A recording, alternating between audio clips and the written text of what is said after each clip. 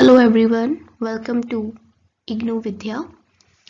इस video lecture में हम पढ़ेंगे नेशनल फॉरेस्ट पॉलिसी के बारे में, जो कि इंडिपेंडेंस मिलने के बाद हमने देखी हमारे इंडिया में। ये वो क्वेश्चन पेपर है 2019 दिसंबर का, जिसमें 5th नंबर में आप देख रहे हैं कि फीचर्स पूछे गए हैं नेशनल फॉरेस्ट पॉलिसी की पोस्ट इंडिपेंडेंस इंडिया की, है ना। तो स्टार्ट कर रहे हैं हम इसे समझना। According to national forest policy of 1952, देखिए 1947 में हमें आज़ादी मिली थी।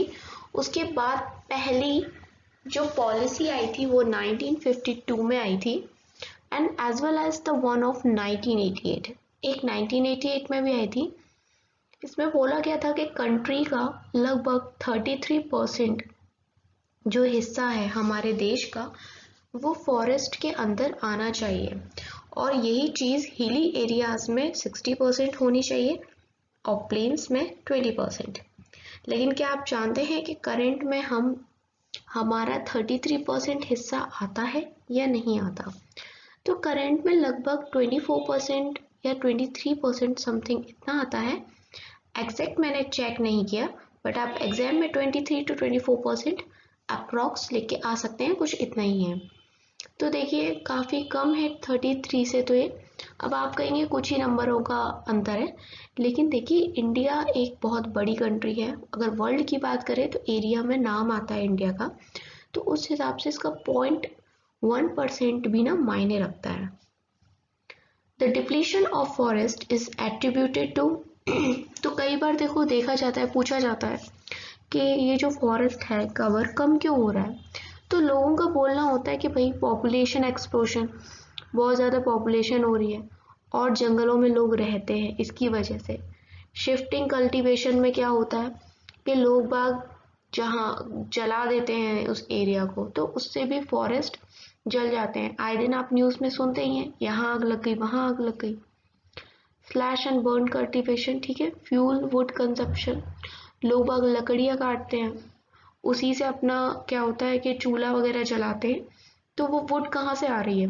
फॉरेस्ट से आ रही है, और उसके लिए हम पेड़ों को काट रहे हैं, तो फॉरेस्ट कवर तो कम होना ही है। Since around 100 million tons of it are used every year, और लगभग 100 मिलियन टन्स हर साल यूज की जाती हैं, लकड़ियों की बात हो रही है, तो फॉरेस्ट कवर कम होना ही होना है, ठीक है।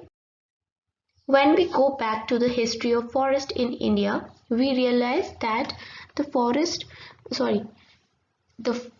forest policy of India, 1854, the forest dwellers in rural India in general and the tribals in particular had developed what has come to be known as symbiotic relationship. देखिए, अगर हम हिस्ट्री में पीछे मुड़ के देखें, जब ब्रिटिशर्स थे तो उस टाइम पे जो पहली पॉलिसी आई थी वो 1854 में आई थी, है ना। और जंगलों में बहुत सारे लोग रहते थे जिन्हें आप आदिवासी भी कहते हैं, तो उन्होंने एक सिम्बायोटिक रिलेशनशिप सेटअप कर रखी थी जंगलों के साथ। सिम्बायोटिक रिलेशनशिप का मतलब होता है कि यहाँ पर गिव एंड टेक वाली सिचुएशन नहीं है, क्योंकि गिव एंड टेक में क्या होता है, एक देता है दूसरा लेता है, मतलब एक ही का फायदा हो रहा है। लेकिन सिम्बायोटिक रिलेशनशिप में दोनों का फायदा होता है।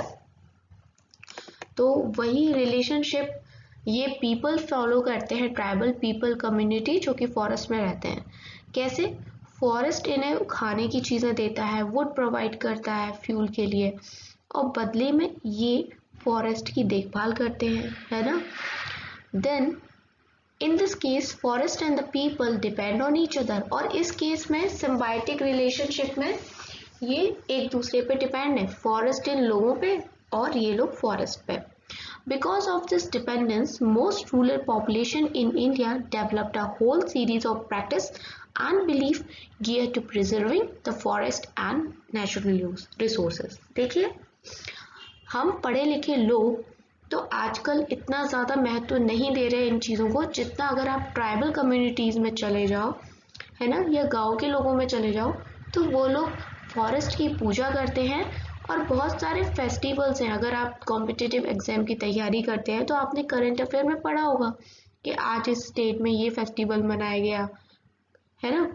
तो इस तरह के जो ये फेस्टिवल्स हैं, अगर आप इनके बारे में और ज़्यादा डिटेल में पढ़ेंगे तो आपको पता पड़ेगा ये सब नेचर को डेडिकेटेड होते हैं और स्पेशली फॉरेस्ट को, है ना।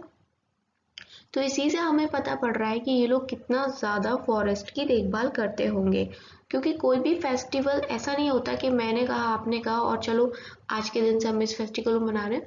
ये जो फेस्टिवल इनके चलते आ रहे हैं, सदियों से चलते आ रहे हैं, ये इनकी परंपरा है। The ownership pattern with forest as a people's community resource changed to one of state ownership with the first policy of British control in India. But क्या हुआ कि जो ब्रिटिशर्स आ गए तो इन्होंने अपना दिखाना स्टार्ट कर दी, ठीक है। 1854 में जब इन्होंने पहली पॉलिसी लेके आई तो ये लोग जो बेचारे सिम्बायोटिक रिलेशन बना के रह रहे थे, इनका पूरा वो रिलेशन खराब हो गया और एक नई पॉलिसी आ गई जिसमें ये वो जो पूरा फॉरेस्ट कवर था ये ब्रिटिशर्स के कंट्रोल के अंदर आ गया। The trend has continued also after independence, and it is getting stronger now to such an extent that the people who have treated forest for centuries as community resource are today considered enemies of forest। ये बहुत important line है कि देखिए 1854 में जब Britishers ने पहली national forest policy लेके आई थी तो पूरी तरीके से जो फॉरेस्ट हो गए थे वो स्टेट के हो गए थे, मतलब राज्य के हो गए थे, सेंटर के हो गए थे। और ये चीज़ आज भी हम देखते हैं कि फॉरेस्ट मतलब कोई प्राइवेट इंसान का फॉरेस्ट नहीं होता, वो सरकार का ही है।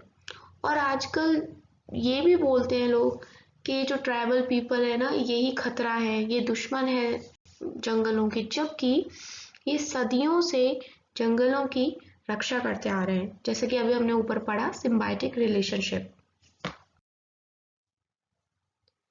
Forest policy and state ownership. देखिए मैं थोड़ा सा आपको ओवरव्यू दे रही हूँ पहले क्या चल रहा था, आगे मैं आपको एक एक पॉलिसी के बारे में भी बता दूंगी और फिर लास्ट में मैं आपको की फीचर्स भी बता दूंगी जिन्हें आप लिख के अच्छे नंबर ले आएंगे। The first feature of the British policy of 1854 and of the others have followed till 1988 is that ownership। जो मेन इंपॉर्टेंट चीज थी ना वो ओनरशिप थी। ओनरशिप यानी इन लोगों ने क्या किया था, फॉरेस्ट को अपना कर लिया था। This is essentially alienation of the communities from forest which they had till then preserved as community resource। और जैसे ही फॉरेस्ट एक स्टेट का एसेट बना उसके बाद जितने भी ये लोग थे ना, कम्युनिटीज जो रहती थी फॉरेस्ट में, ये अनजान बन गई किसके लिए, फॉरेस्ट के लिए, क्योंकि इनके सारे अधिकार को छीन लिया गया। The forest policy of 1854 was dictated by British, ठीक है। और क्यों थी, इनको किस चीज की जरूरत थी, टिम्बर। देखिए टिम्बर हम उस लकड़ी को कहते हैं जिससे हम फर्नीचर बना सकते हैं, ये शिप बिल्डिंग में काम आ सकता है, क्योंकि उस टाइम आपको पता है नेवी का कितना ज़्यादा यूज़ किया जाता था इधर से उधर होने में, और ये लोग वार भी लड़ते रहते थे, तो इनको शिप्स की ज़रूरत पड़ती थी और शिप में अच्छा खासा लकड़ी की, क्योंकि आपने देखा होगा शिप कितनी बड़ी बड़ी होती है, तो उसके लिए इन लोगों ने जंगलों को बर्बाद करके रख दिया हमारे इंडिया के, क्योंकि इनका तो कुछ जा नहीं रहा ना, इंडिया तो इनकी कॉलोनी थी, इनका खुद का तो था नहीं। Later timber was also required for railway sleepers. और फिर बाद में क्या हुआ कि इन्होंने रेलवे भी बना दिया था, मतलब रेलवे लाइन बिछवा दी थी, तो भाई उसमें भी अभी लकड़ी लगवाने लग गए। They had already destroyed the forest in Britain and in their colonies in southern Africa and needed more timber from India। ये अपना तो बर्बाद कर ही चुके थे, अफ्रीका का भी बर्बाद कर चुके थे, क्योंकि अफ्रीका भी इन्होंने अपनी कॉलोनी बनाई थी, और अब ये इंडिया को भी बर्बाद कर रहे थे अपनी इस 1854 की नेशनल फॉरेस्ट पॉलिसी से। Consequently, the forest policy declared forest as a national asset। They therefore ceased to be the life support system of the tribals and other forest dwellers। और इन्होंने क्या किया था, इस पॉलिसी में बोल दिया था कि फॉरेस्ट नेशनल एसेट है।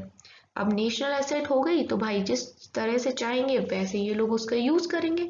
और बेचारे ट्राइबल और जो अदर फॉरेस्ट ड्वेलर्स थे जो फॉरेस्ट में रहते थे वो बिल्कुल वंचित हो गए अपने इस फॉरेस्ट से।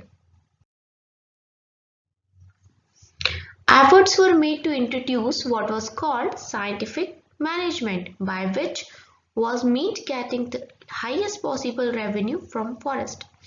अब एक नई चीज और ले आए ये लोग, जिसे इन्होंने कहा कि भाई ये साइंटिफिक मैनेजमेंट है जिससे हम ज्यादा से ज्यादा क्या करेंगे, रेवेन्यू, क्योंकि ये लोग रेवेन्यू के भूखे थे तो ज्यादा से ज्यादा इन लोगों को रेवेन्यू चाहिए था भाई। The species that would give revenue were to be planted in preference to those that the people needed for survival. देखिए, रेवेन्यू हमारे इंडिया के लोगों को भी चाहिए, हमारी सरकार को भी रेवेन्यू चाहिए, बट ब्रिटिशर्स क्या करते थे कि वो रेवेन्यू के चक्कर में इतने ज़्यादा पागल हो जाते थे कि वो वही चीज़ उगाने के लिए बोलते थे कि उन्हीं ट्रीज को उगाओ जिससे टिम्बर बने ताकि हम उसे शिप बिल्डिंग में यूज़ करें। अब देखिए, हर ट्री से तुम्हें टिम्बर नहीं मिल सकता है ना, हर ट्री की जो लकड़ी है वो बहुत मजबूत नहीं होती, कुछ फल वाले ट्री भी तो होते हैं। और इंसानों को जो ड्वेलर्स हो गए हैं, ट्राइबल कम्युनिटीज हैं, लोग हैं आसपास के, उनको तो फल वाले वृक्ष चाहिए ना। लेकिन नहीं, ये क्या चाहते थे, साइंटिफिक मैनेजमेंट करो, ज़्यादा से ज़्यादा रेवेन्यू चाहिए और ज़्यादा से ज़्यादा रेवेन्यू के लिए वो ट्री ही उगाओ जहाँ पर क्या होगा, जहाँ पर आपको लकड़ी मजबूत मिले ताकि उसे बेच के आप रेवेन्यू जनरेट करें। ठीक है, इसे याद रखना चाहें तो याद रखने, आपके जीके के लिए भी अच्छा रहेगा कि पहले मतलब इसी पॉलिसी में ये अपॉइंट किए गए थे first inspector general of forest IGF Dietrich brands, ये जर्मन के थे। ठीक है, German. One would have expected this to change with independence.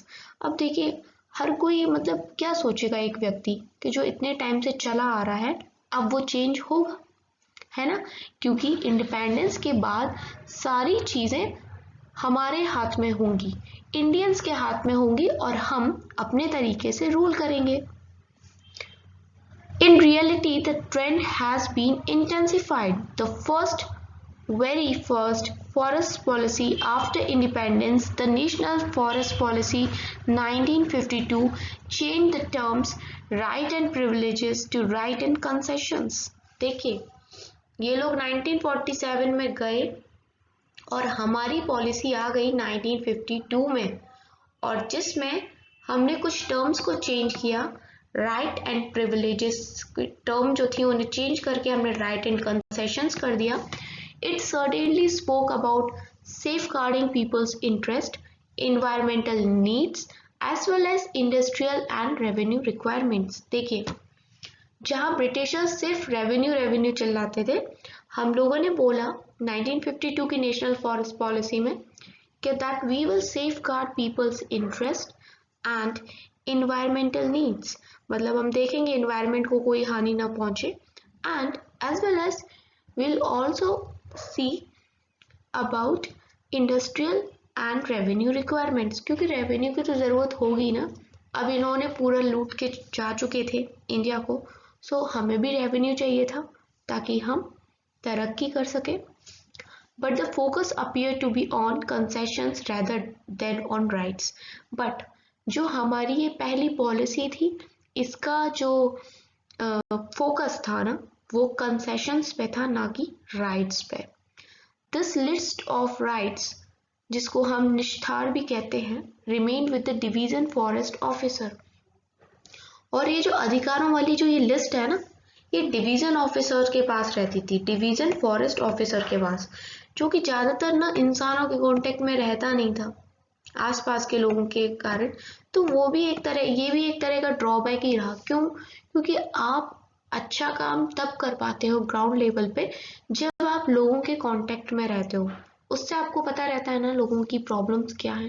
अब ये जो डिवीजन फॉरेस्ट ऑफिसर है, ये लोगों से कम्युनिकेट बहुत रेयरली करते थे, तो उस तरह से ये चीज़ें हो नहीं पाई। अब देखिए 1952 की जो नेशनल फॉरेस्ट पॉलिसी आई थी, इसमें कुछ इंपॉर्टेंट ऑब्जेक्टिव्स दिए गए थे। पहली था balance and complementary land use, मतलब हम ना बहुत सोच समझ के अच्छे से बैलेंस करके लैंड यूज करेंगे, ये नहीं कि मतलब बर्बाद करके डाल दें, हर जगह फॉरेस्ट काट दें या हर जगह फॉरेस्ट कर दें, मतलब बैलेंस तरीके से, ताकि किसी का नुकसान ना हो। दूसरी चीज चेक डिग्रेडेशन एंड इरोशन, मतलब देखेंगे कि सॉइल की क्या क्वालिटी है, क्योंकि और कहीं जो रिवर्स है डिग्रेडेशन तो नहीं हो रहा, ठीक है। दूसरा maximise the annual revenue, revenue हमें जनरेट करना पड़ेगा, क्योंकि जिस टाइम पे हमें ये लोग छोड़ के गए थे हालात बहुत खराब थी, हमें रेवेन्यू की ज़रूरत थी ताकि हम अपनी इकोनॉमी को भी बूस्ट कर सके। एरिया फॉर ग्रेजिंग, देखिए हम सबके वेलफेयर के लिए भी सोचेंगे, क्योंकि हम इंडियंस हैं। तो ये जो ग्रेजिंग की प्रॉब्लम थी कि ओवर ग्रेजिंग हो जाता है ना, ज़्यादा ग्रेजिंग का मतलब आप समझ रहे हैं ना, जो शेफर्ड्स होते हैं, बकरियां वगैरह ज़्यादा चढ़ लेती हैं, तो वो भी हानिकारक हो जाता है उससे। ज़्यादा चढ़ लेंगी तो क्या हो गया, उगने में तो टाइम लगेगा ना, तो इस समस्या को भी हमें सुलझाना था। दूसरा यूज ऑफ फॉरेस्ट वुड, मतलब हमें ये भी देखना था कि जो ड्वेलर्स और ट्राइबल कम्युनिटीज रह रही हैं उन बेचारों को भी उनका अधिकार मिले, फॉरेस्ट वुड मिले, जो भी वो कमोडिटीज चाहते हैं फॉरेस्ट से वो उन्हें मिले। क्योंकि नेशनल फॉरेस्ट पॉलिसी 1952 में लिखा था, अभी हमने पहले देखा है कि सेफ गार्ड करना है पीपल्स इंटरेस्ट को। और इन्होंने 4 टाइप से फॉरेस्ट का भी डिवीजन किया था, जैसे protected forest, national forest, village forest and tree lands. तो इसको ज़्यादा डिटेल में नहीं पढ़ना है, आगे मैं आपको शॉर्टली फीचर्स बता दूंगी, आप उन पे ही ध्यान दीजिएगा। ये सब आपको ये समझिए, और ज़्यादा कुछ समझाने के लिए कुछ एक्स्ट्रा चीज़ें मैं आपको ये बता रही हूँ, फीचर्स मैं आपको आगे बताऊंगी ही। तो अब 1980 में क्या हुआ, फॉरेस्ट कंजर्वेशन एक्ट लाया गया, ठीक है। इससे क्या होगा कि जो फॉरेस्ट है, फॉरेस्ट लैंड है, उसका डाइवर्जन हम नहीं कर सकते फॉर नॉन फॉरेस्ट यूज। जैसे कि ब्रिटिशर्स करते थे, फॉरेस्ट का क्या करते थे, कटवा देते थे और फिर उस जमीन पे इंडस्ट्रीज को सेटअप कर देते थे। इसी वजह से तो हमारा जो इतना मतलब बहुत घने जंगल हुआ करते थे इंडिया में एक टाइम पे, और इस डाइवर्जन की हरकत की वजह से हमारे जो घने जंगल थे वो नष्ट हो गए हैं। तो अब हमें इस पे भी ध्यान देना है कि अब फ्यूचर में ऐसी चीजें ना हो, इसलिए 1980 में फॉरेस्ट कंजर्वेशन एक्ट में ये बोला गया कि डाइवर्जन नहीं करना है, मतलब जो फॉरेस्ट लैंड है वो फॉरेस्ट लैंड ही रहेगा, नॉन फॉरेस्ट यूज के लिए नहीं जाएगा। और अगर कोई बिना मर्जी के करता है देन ये क्रिमिनल ऑफेंस होगा। नाउ एक नई फॉरेस्ट पॉलिसी आई थी दिसंबर 1988 में। This document begins by acknowledging the need to keep a balance between environmental, industrial and people's need. तो वही पीपल की नीड भी देखनी है, इन्वायरमेंट अच्छा रहे वो भी देखना है, और साथ के साथ हमें रेवेन्यू भी चाहिए, इंडस्ट्रीज को भी हम सेटअप करेंगे, मतलब सबका साथ सबका विकास, इस तरह से हम देखते हुए चल रहे हैं। It also states that there has been a symbiotic relationship between the people and the forest, and the forest cannot be safeguarded without people's movement. मैंने आपको पहले स्टार्टिंग में ही बता दिया about symbiotic relationship। तो देखिए ज़रूरी है, कोई भी मूवमेंट तब तक सफल नहीं हो सकता जब तक जो लोग हैं वहाँ के कॉमन पीपल हैं, लोकल लोग हैं, वो आपका साथ नहीं देंगे तो आप कोई भी मूवमेंट ले आइए वो सफल नहीं होगा, ठीक है। तो इसलिए ज़रूरी है कि हमें पीपल्स की भी, वहाँ के जो लोकल लोग हैं उनकी देखभाल करनी चाहिए, ताकि वो भी हमारे साथ आए और फॉरेस्ट को कंजर्व करें। In India, several schemes were introduced to ensure production of fuel wood and fodder and attaining maximum sustained yield of timber for railways, defense, industries and communication. और इंडिया में टाइम के साथ साथ बहुत सारी scheme लेके आई गई, जिससे कि फ्यूल वुड आए, ठीक है, फॉडर जनरेट हो, फॉडर मतलब चारा जो भैंस गाय खाती हैं, और ज़्यादा से ज़्यादा टिम्बर भी आए ताकि हम अपने रेलवे, डिफेंस और इंडस्ट्री जैसी जगहों पे इंफ्रास्ट्रक्चर को डेवलप कर सकें। अब ये वो की पॉइंट्स हैं जिन्हें आप लिख के ज़्यादा नंबर लेके आ सकते हैं, ठीक है। फीचर्स क्या थे?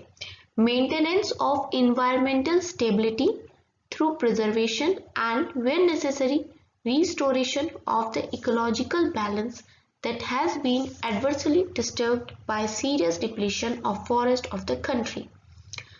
आजकल के टाइम पे मतलब जो करंट सिचुएशन है ना, सबने आपने सुन लिया होगा क्लाइमेट चेंज के बारे में। तो ये सब जो क्लाइमेट चेंज होता है ना, ये तभी होता है जब हम अपनी नेचर के साथ खिलवाड़ करते हैं, और फॉरेस्ट भी नेचर ही है। आप ज़्यादा पेड़ काटोगे तो कहीं ना कहीं आपको उसका खामियाजा भुगतना पड़ेगा। तो इसीलिए हमें फॉरेस्ट बचाने हैं ताकि इन्वायरमेंट में एक स्टेबिलिटी आए, एक स्थिरता आए, है ना। ये जो आए दिन ये प्रॉब्लम्स आ जाती हैं ना, डिजास्टर्स आ जाते हैं, वो ना आए और क्लाइमेट सही बना रहे। Conserving the natural heritage of the country bye preserving the remaining natural forest with the vast variety of flora and fauna which represent the remarkable biological diversity and genetic resources of the country। दूसरी बात देखिए, हर country में ना अपना उसका खुद का कुछ विशेष होता है, जिसे वो धरोहर कहते हैं ना, हिंदी में कुछ इसी टाइप से हेरिटेज। जैसे ताजमहल हो गया, तो ये भी हमारे यहाँ की वर्ल्ड हेरिटेज साइट है जो पूरे विश्व में प्रसिद्ध है। लेकिन कुछ साइट्स ऐसी होती हैं जो नेचुरल होती हैं, कुदरत ने ही हमें दी होती हैं। तो उनमें से कुछ हैं हमारे इंडिया के फॉरेस्ट। तो वो फॉरेस्ट में क्या मिलता है आपको? Flora and fauna. Flora and fauna scientific terms हैं। फ्लोरा मतलब लोकल एरिया के फूल और फौना मतलब लोकल एरिया के एनिमल्स। तो हमें इन्हें भी तो बचाना है, और इन्हें बचाने के लिए भी time to time Indian government ने बहुत सारी स्कीम्स लेके आई हैं। जैसे प्रोजेक्ट टाइगर लेके आई, प्रोजेक्ट एलिफेंट, प्रोजेक्ट राइनोसोरस। तो हमें इनको बचाना होगा, इन जीवों को, एनिमल्स को, इन स्पेसीज को हमें बचाना होगा। आपने सुना होगा ना कि ये स्पेसीज अब खत्म होती जा रही है। स्पैरो खत्म हो गया, वल्चर, गिद्ध भी खत्म ही होने वाले हैं बिल्कुल। तो इनको हमें बचाना है, ठीक है। और ये तभी बच पाएंगे जब हमारा फॉरेस्ट बचेगा, बिकॉज फॉरेस्ट में ही रहते हैं। अगर आप उनका घर ही खराब कर दोगे तो फिर ये कहाँ रहेंगे, ठीक है। Checking soil erosion and denudation in catchment area of rivers, lakes and reservoirs in interest of soil and water conservation for mitigation floods and droughts. जैसे कि मैंने आपको बताया कि टाइम टू टाइम हमें सॉइल इरोजन को चेक करना रहेगा, सो दैट ये जो फ्लड का और सूखे और बाढ़ का खतरा है ये ना बने। Checking the extension of sand dunes in the desert area of Rajasthan and along the coastal tracts. और साथ के साथ हमें जो राजस्थान में सैंड ड्यूज बन जाते हैं उनको भी चेक करना पड़ेगा। और जो कोस्टल एरियाज है हमारा, ये मुंबई, केरला, कोची, ये जो एरियाज है ना कोस्टल, समुद्र के किनारे वाले, इनको भी चेक करना है। Increasing substantially forest tree cover in the country through massive afforestation and social forestry programs, especially on all denuded, degraded and unproductive land। तो डिफॉरेस्टेशन तो बहुत हो गया, अब हमें अफॉरेस्टेशन करना है, पेड़ लगाने हैं, ठीक है। बहुत सारे प्रोग्राम्स ऐसे लाने हैं, समाज में लोगों को समझाना है कि पेड़ मत काटो, पेड़ लगाओ, पेड़ बहुत ज़रूरी हैं, जंगल बहुत ज़रूरी हैं। Meeting the requirements of fuel wood, minor forest produce and small timber for rural and tribal population. और जो ये ट्राइबल पॉपुलेशन रहती है, मैंने आपको बताया था सिम्बायोटिक रिलेशनशिप है, तो हमें इनको भी तो बदले में कुछ देना पड़ेगा। जब ये फॉरेस्ट की रक्षा कर रहे हैं तो इनको क्या चाहिए? फ्यूल वुड चाहिए, ठीक है। क्योंकि अभी भी जो ट्राइबल कम्युनिटीज़ हैं ये काफ़ी देसी तरीके से रहती हैं, गैस वैस का यूज़ नहीं करती, एलपीजी का। तो इनको हमें देना है फ्यूल वुड, ठीक है, और छोटा सा माइनर फॉरेस्ट प्रोड्यूस भी देना होगा जिससे ये अपना खाना पीना कर सके, टिम्बर देनी होगी इन्हें ताकि घर बना सके। Increasing the productivity of forest to meet essential national needs, और नेशन की भी बहुत सारी नीड्स होती हैं फॉरेस्ट से, जैसे कि अभी न्यूज़ में आ रहा है सुंदरबन के जंगलों के बारे में सुना होगा आपने, तो उसकी हनी की डिमांड है। तो इस तरह की छोटी छोटी इसेंशियल नीड्स को भी पूरा करना है, तो उसके लिए भी हमें देना होगा, देखना होगा, इंक्रीज करना होगा प्रोडक्टिविटी को। ऐसा ये सारे जो फीचर्स हैं ना, ये नेशनल फॉरेस्ट पॉलिसीज के हैं। Encouraging efficient utilization of forest produce and maximizing substitution of wood, और हमें कोशिश करनी पड़ेगी कि हम efficient यूज़ करें फॉरेस्ट प्रोड्यूस का, ओवर यूज़ ना करें, और वुड की जगह हम गैस का यूज़ करें। जैसे कि अभी मैक्सिमम हर घर में एलपीजी यूज़ हो रही है, तो उससे क्या होगा, कम वुड का यूज़ होगा, कम वुड का यूज़ होगा तो पेड़ भी नहीं कटेंगे। Creating a massive people's movement with the involvement of women for achieving these objects and to minimize pressure on existing forest। और सबसे बड़ी बात तो यही है कि कोई भी चीज़, कोई भी पॉलिसी, कोई भी मूवमेंट तब तक काम नहीं करता जब तक कि लोग नहीं समझते, लोग सरकार का साथ नहीं देते। तो आप भी ध्यान दीजिए, मैं भी ध्यान दूंगी, और सिर्फ पेपर के लिए नहीं लेकिन असल ज़िंदगी के लिए भी आप ध्यान दें और पेड़ लगाएं, पेड़ ना काटें।